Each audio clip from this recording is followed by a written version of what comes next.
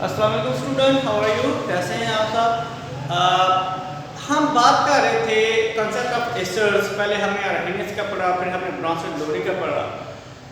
तो जो अर्हीनियस था वो कह रहे कि एक तरह की बेस था एसिड बेस के कंसेप्ट के मतलब। फिर ब्रॉन्सोलोरी का जो कंसेप्ट था एसिड बेस का वो भी लिमिटेड था, क्योंकि वो सिर्फ प्रोटॉन पर मुश्तमिल था और वो पेश किया गया 1923 में। और इसी साल के दौरान 1923 के अंदर जी.एन. लेविस ने एक कंसेप्ट एसिड और बेस का दिया जो कि ब्रॉड था। किसकी निस्बत? अर्हीनियस से, ब्रॉन्सोलोरी से तो बहुत ज़्यादा वो ब्रॉड था और अंडरस्टैंडिंग था।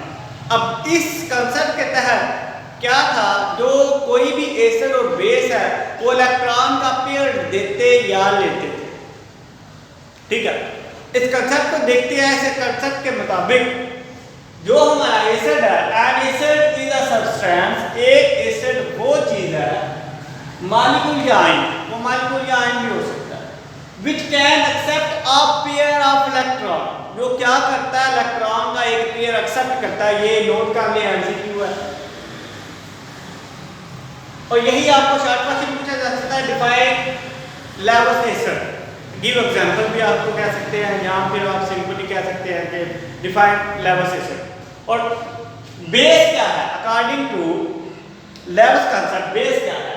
अ base is a substance molecule ion which can donate a pair of electron. अब एसिड क्या है कि एसिड लेविस के मुताबिक एक वो चीज है जो क्या करती है, इलेक्ट्रॉन का एक पेयर लेती है, जबकि बेस क्या है, इलेक्ट्रॉन का एक पेयर देती है, डोनेट करती है। अच्छा, इसके एग्जांपल हम करने के लिए आपको मैं सबसे पहले चैप्टर नंबर 4 9th ग्रेड का वहां पे आपने एक कॉन्सेप्ट पढ़ा था बॉन्डिंग का, जिसे क्वाड्रेंट कोवलेंट बॉन्ड या डेटिंग कोवलेंट बॉन्ड कहते हैं। तो बच्चों, क्वाड्रेटिक कोवलेंट बॉन्ड ही क्या है, वो बेस है लेविस एसिड और बेस की। क्वाड्रेटिक कोवलेंट बॉन्ड ही क्या है, वो बेस है किसकी, आपके लेविस एसिड बेस कंसेप्ट की। तो जी फॉर एग्जांपल कहता है, और रिएक्शन रिवाइज करें अपने 9th ग्रेड का चैप्टर नंबर 4 का बॉन्डिंग वाला जो चैप्टर आपने पढ़ा था, वहां पे आपने 4th टाइप ऑफ बॉन्ड पर थी क्वाड्रेटिक कोवलेंट बॉन्ड। ठीक है, कहता है reaction between ammonia and boron trifluoride takes place by forming a coordinate covalent bond between ammonia and boron trifluoride by creating an electron pair of ammonia and accepting that electron pair by boron trifluoride। कहता है कि मिसाल के अंदर कहता है कि एक रिएक्शन जो अमोनिया और बोरान ट्राइफ्लोराइड के दरमियान में वक़ूफ़-पज़ीर होता है, उसमें क्या कोऑर्डिनेट कोवलेंट बॉन्ड बनता है। अब वो बॉन्ड किसके दरमियान में बनता है, वो अमोनिया और बोरान ट्राइफ्लोराइड के दरमियान में बनता है, जिसमें जो क्या होता है, एक इलेक्ट्रॉन का पेयर अमोनिया डोनेट करता है किसको, बोरान ट्राइफ्लोराइड को, और वो बोरान ट्राइफ्लोराइड क्या करता है, वो इलेक्ट्रॉन का एक पेयर एक्सेप्ट करता है किससे, अमोनिया से। रिएक्शन को देखते हैं। ये बोरान ट्राइफ्लोराइड, मैंने बेटा ये यहाँ पे जो क्रॉस है, ये इलेक्ट्रॉन शो कर रहा है बोरान के, और ये जो डॉटेड है ये क्या है, आपके फ्लोरीन के वो इलेक्ट्रॉन है। अगर आपको इलेक्ट्रॉनिक कॉन्फ़िगरेशन याद हो तो आपको ऑक्टेट और डुप्लर रूल याद ही होगा, ठीक है ना। तो आप जो है ना वहां पे हमने जब बनाया था चैप्टर नंबर 4 शुरू किया था 9th में, तो वहां पे आपको बताया गया था कि किस तरह से हम क्या है शो भी करते हैं electron co dot and cross formula के जरिए। ठीक है, अब अमोनिया के पास ये इलेक्ट्रॉन है एक पेयर, ये क्रॉस जो दो क्रॉस है, ये अमोनिया के पास दो इलेक्ट्रॉन है। एक इलेक्ट्रॉन जिसका ये हाइड्रोजन के साथ मिलकर क्या बॉन्ड बना रहा है, एक यहाँ पे बन रहा है, एक यहाँ पे, सेम है। ये बोरान ट्राइफ्लोराइड का क्या है, एक इलेक्ट्रॉन फ्लोरीन के साथ, फिर ये वाला इस फ्लोरीन का, ये वाला इसके साथ, और ये इसका डुप्लेट रूल कंप्लीट कर रहा है, इसका कंप्लीट कर रहा है, लेकिन यहाँ पे अभी भी क्या है, इसके पास स्पेस मौजूद है बोरान के पास। अब ये इलेक्ट्रॉन का पेयर नेक्स्ट रिएक्शन में जाके शो करता हूँ कि ये इलेक्ट्रॉन का पेयर क्या बोरान के पास आता है, यहाँ से चल के ये बोरान के पास आता है। तो इस तरह से क्या हो जाता है कि ये इलेक्ट्रॉन अपना पेयर डोनेट कर देता है किसको, बोरान को, और ये रिएक्शन क्या कंप्लीट हो जाता है और ये हमारे पास पूरा एक मॉलिक्यूल आ जाता है जो कि बोरान ट्राइफ्लोराइड का बनता है।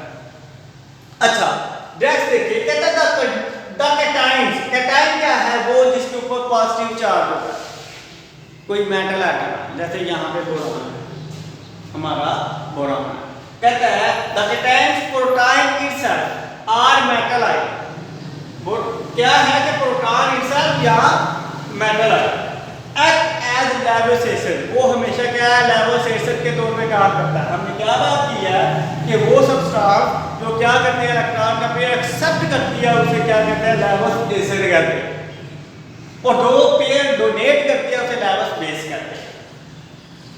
अब वो कहता है for example a reaction between, एक रिएक्शन जो के दरमियान है हाइड्रोजन आयन के और अमोनिया के दरमियान, एक नया रिएक्शन, उसमें क्या होता है, जो हाइड्रोजन आयन है वो एक एसिड के तौर पे काम कर रहा है, क्योंकि ये इलेक्ट्रॉन एक्सेप्ट करता है किससे, अमोनिया से, अमोनिया से इलेक्ट्रॉन को ये एक्सेप्ट करता है, ठीक है। और जो हमारा हाइड्रोजन आयन है वो एक एसिड के तौर पे काम कर रहा है, वो अमोनिया क्या कर रहा है, बेस के तौर पे काम कर रहा है। आपसे पूछा जा सकता है एमसीक्यू के दरमियान, according to Lewis acid ammonia is the, क्या नीचे आपको ऑप्शन दी होगी, वहां पे आपको क्या बेस के ऊपर टिक या क्रॉस या जो भी करना है, या फिलिंग करनी है, बबलिंग करनी है, वो आपने अमोनिया की करनी है। या आपसे पूछा जा सकता है according to Lewis acid base concept, जो हमारा हाइड्रोजन आयन है इज एन एसिड और बेस, तो नीचे आपने एसिड के ऊपर क्या करना है, फिलिंग करनी है, ठीक है, एसिड। तो ये आपका एमसीक्यू है।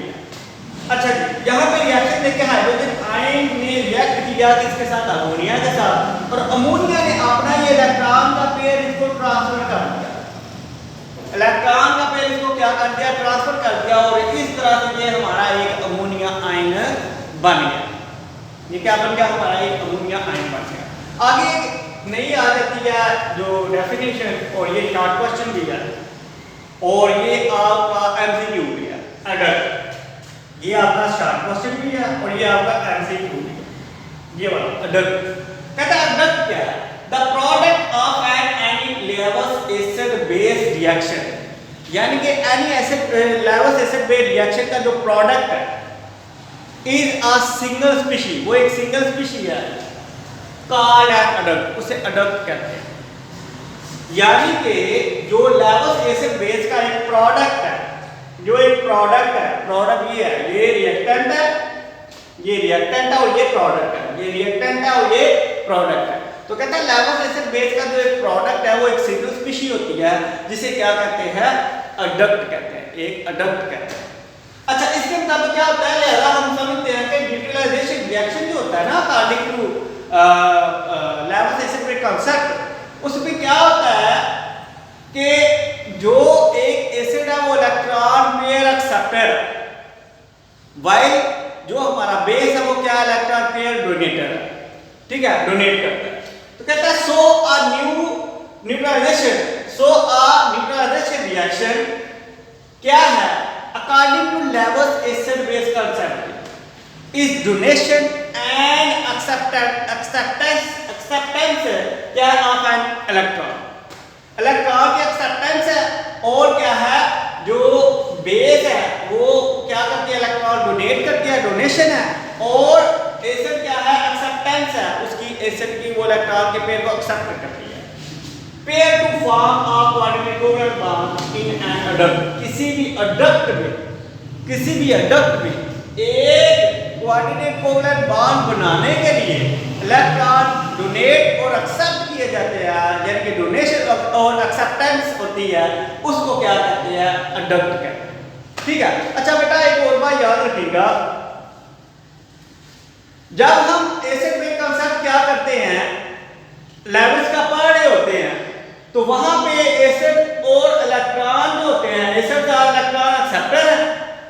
बेसिस क्या है, इलेक्ट्रॉन डोनेटर है, वो डोन करती है, डोनर है। लिहाजा एविडेंस क्या करते हैं, इस बात को प्रूव करते हैं कि substance which has an unshared pair of electron act as a Lewis base। कहता है कि वो सब्सटेंस तमाम की तमाम जिनके पास क्या है, एक पेयर है, किसका, इलेक्ट्रॉन का, वो हमेशा एसिड जो हमारी लेवस एसिड बेस कांसेप्ट है उसमें बेस के तौर पे काम करती है।